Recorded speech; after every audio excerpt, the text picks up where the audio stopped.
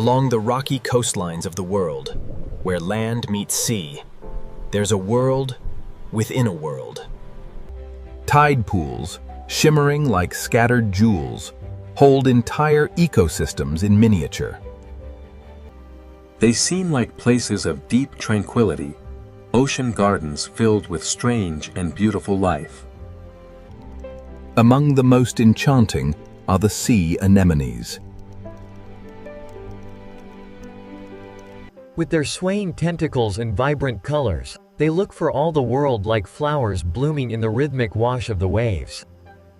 They are, after all, named for the terrestrial anemone flower. They're a picture of passive grace, seeming content to just exist. But that serene image is a profound deception. These aren't flowers.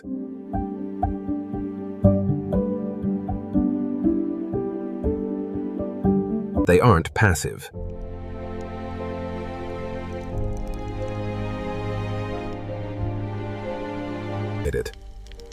They are patient, hungry predators armed with microscopic harpoons. These creatures, these seemingly simple blobs of jelly, have achieved a form of functional immortality. They do it by creating armies.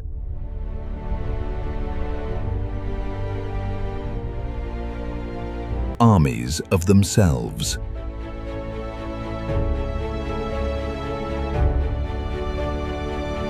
And when one of these immortal armies meets another, this tranquil garden becomes a battlefield, where a silent, slow-motion war erupts for control of the seafloor. What you're looking at isn't a collection of individuals. It's a single being, a single genetic identity, fractured into hundreds of bodies. Each one is a clone, a perfect replica of its neighbor, and together they form a sprawling, self-replicating superorganism. But they aren't alone.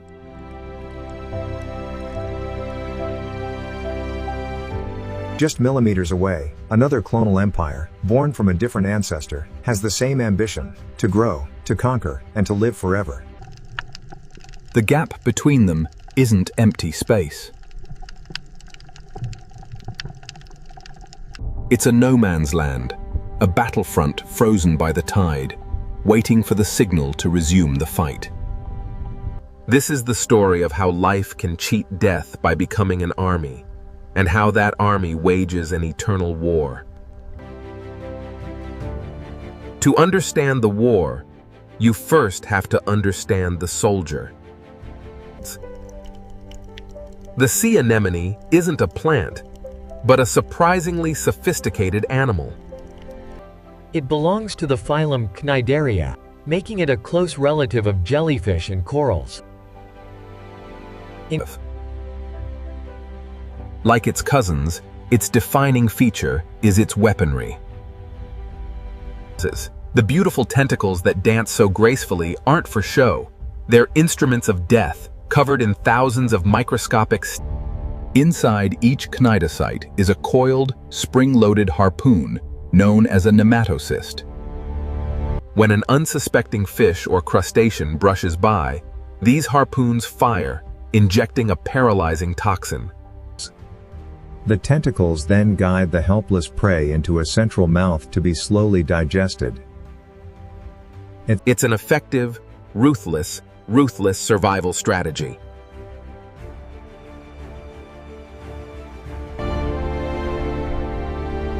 But predation is only half of this incredible story. The anemone's true superpower, the key to its unending existence, lies in its ability to reproduce not through sex, but by just making copies of itself. This is asexual reproduction, and anemones have mastered it through several distinct, almost alien methods. One of the most dramatic is longitudinal fission, where an anemone literally rips itself in half. It starts by elongating its base, known as the petal disc. Two sides pull in opposite directions, stretching the animal's body until, eventually, it splits right down the middle. This isn't self-destruction, it's multiplication.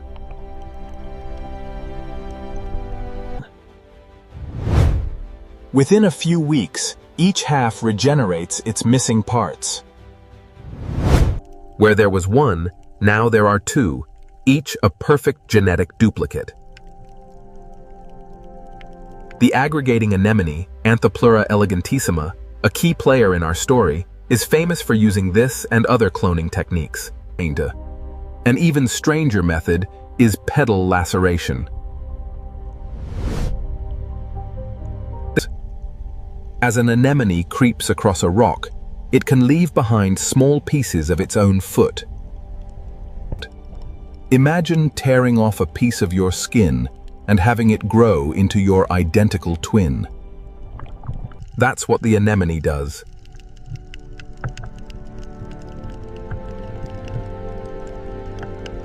These tiny fragments of tissue, sometimes no bigger than a grain of rice, can organize, differentiate, and grow into a perfect, miniature clone of the parent.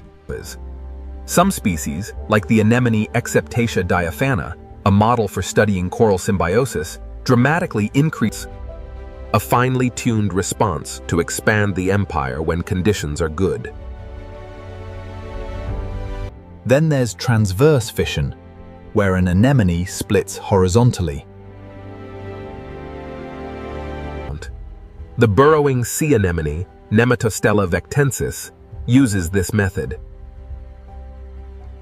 Evidence suggests it's triggered by factors like having the right kind of sand to burrow into, and even the density of the surrounding population. If competition is low, it divides more. A brilliant strategy to rapidly fill empty space. Through these remarkable processes, a single anemone multiplies. One becomes two, two become four, and soon, a sprawling carpet of hundreds, even thousands of individuals blanket the rocks. Biologically, they are all one and the same, sharing the exact same DNA. It's more accurate to think of the entire colony as a single, distributed superorganism, one genetic identity expressed through many bodies. This leads us to the concept of functional immortality. An individual polyp within the clone can be damaged or eaten. It can and does die.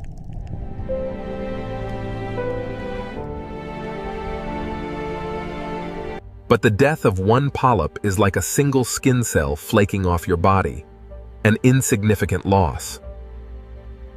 The colony, the genetic line itself, persists for decades, maybe even centuries. This is driven by remarkable populations of stem cells that allow the anemone to constantly regenerate tissues, essentially preventing aging. Crustaceans. In well-studied anemones like Nematostella, researchers have found that key markers of aging, like the shortening of protective caps on chromosomes, The clone is dead, long live the clone.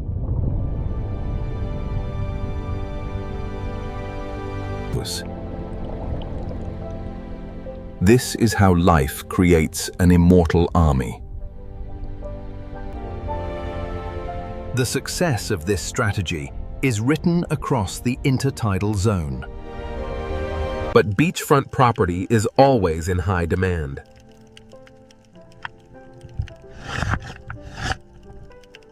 Sooner or later, the expanding border of one immortal army will encounter the frontier of another. This is where the peace is shattered. When two clonal colonies of the same species, like Anthoplura elegantissima, meet, they recognize each other by touch. A polyp on the edge of one colony reaches out and makes contact with a polyp from the other. In that moment, through a complex chemical assessment, it identifies the other as non-self. It's genetically different, a rival.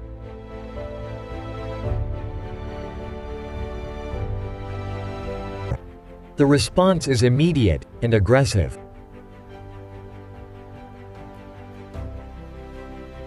Between them, a distinct, empty channel forms, a no-man's land serving as a stark boundary between warring empires. This isn't just a random brawl, it's organized warfare. And like any good army, the Anemone colony has specialized units.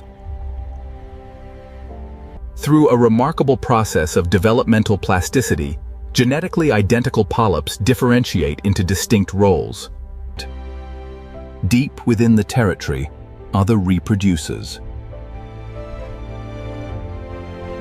Typically larger and well-fed, they focus on catching food and, most importantly, cloning. They live in relative safety, the engine of the empire. But on the front lines, the polyps are different.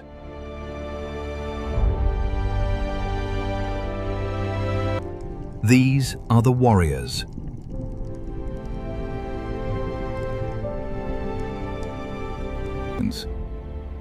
Often smaller, their purpose is singular: combat.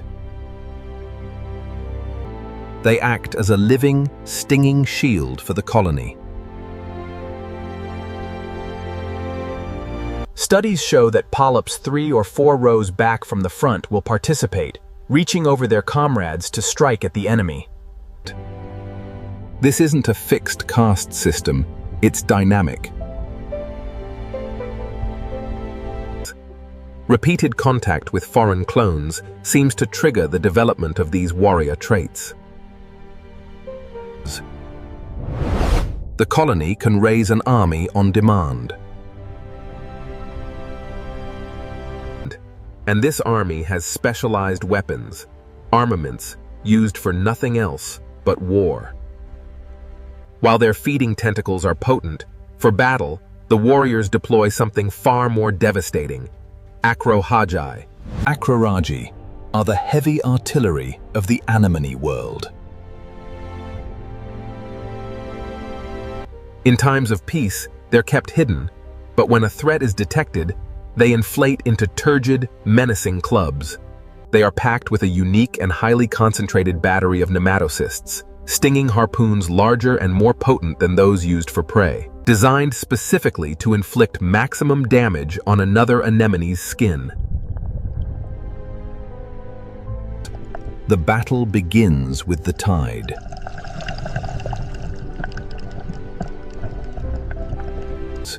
As the water rushes in, hostilities resume.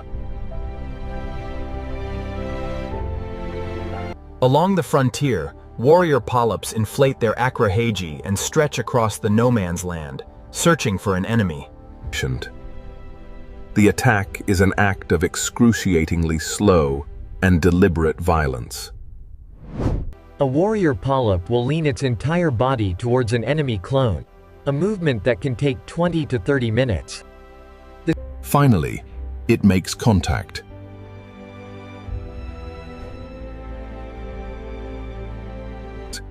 It presses its swollen acrorhagi against its opponent.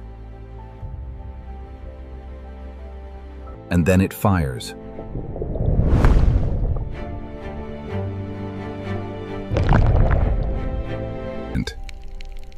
The discharge isn't a simple sting. It's a devastating, sacrificial act. The tip of the acrorhagus ruptures, peeling away and sticking to the enemy. This torn-off piece of tissue, a living patch of poison, continues to fire its toxic harpoons, causing the victim's tissue to necrotize and slough off. The cost is high.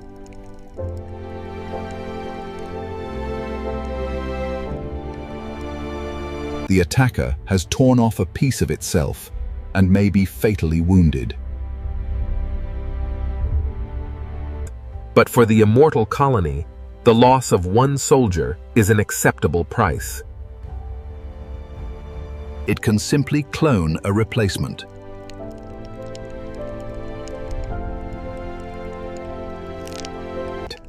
The individual falls, but the army lives on.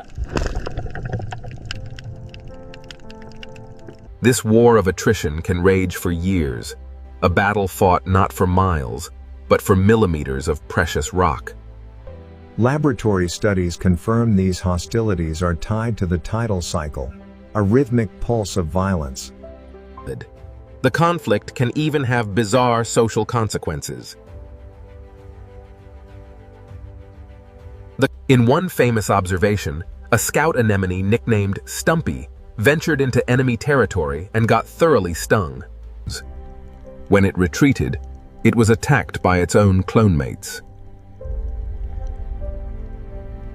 The hypothesis is that Stumpy was so coated in foreign stinging cells that its own family no longer recognized it as the self.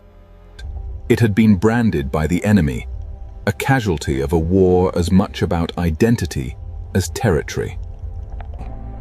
In the Anemone clone wars, victory is measured in millimeters. After relentless assaults, one colony may finally break the other. The losing colony retreats, abandoning the ground. For the victors, the spoils are not gold or glory, but something far more valuable: space. Space is the ultimate currency on the crowded seafloor. It means more access to sunlight and food, and most critically, room to expand. The moment territory is secured, the colony's reproducers go into overdrive, sending a new wave of clones forward to colonize the conquered land. The empire has grown. The immortal line has strengthened its hold.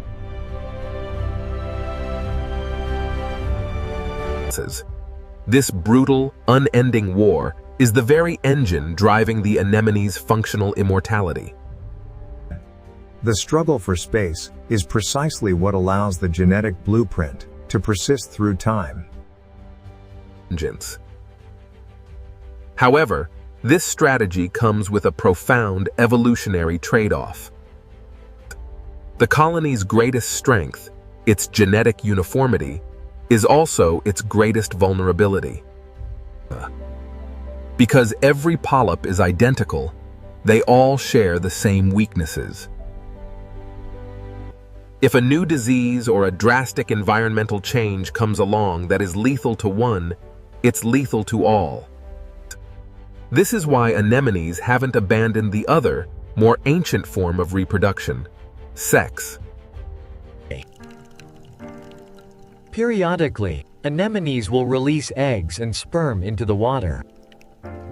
It's costly and inefficient, but it accomplishes one thing cloning can never do.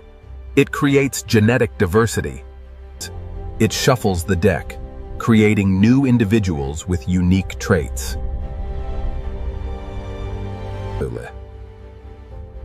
Sexual reproduction is the colony's long-term insurance policy. Asexual cloning is for dominating a local environment right now.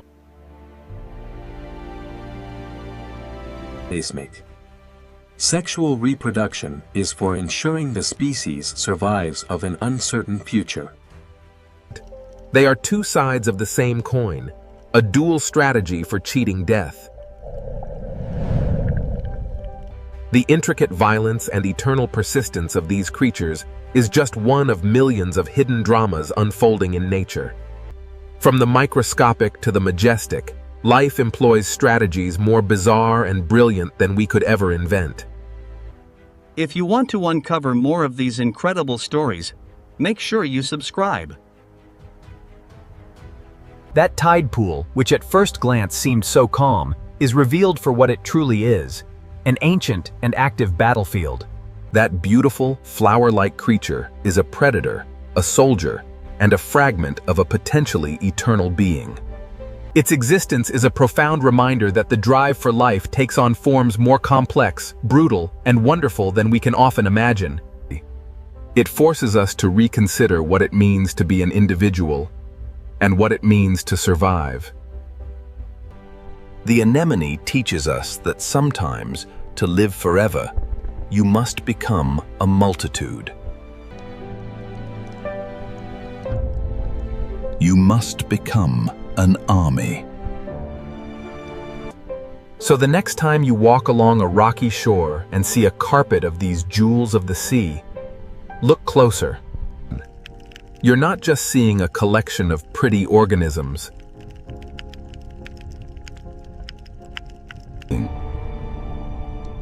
You're bearing witness to a ceasefire.